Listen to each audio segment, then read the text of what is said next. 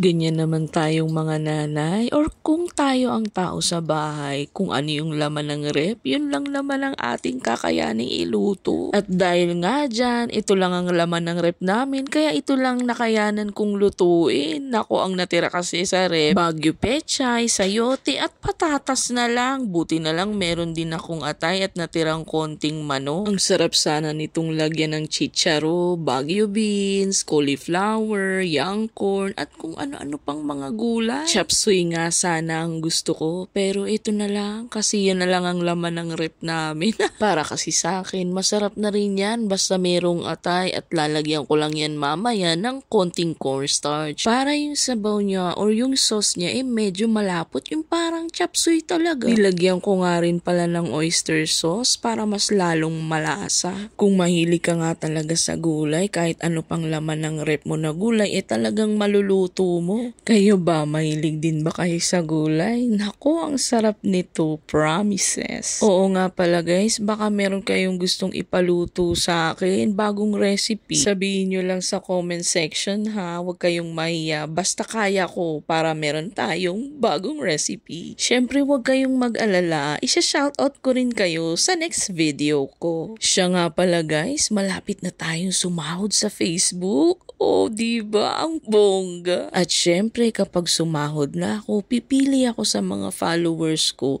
na talagang nakikipag-engage sa akin at sharer ko na rin.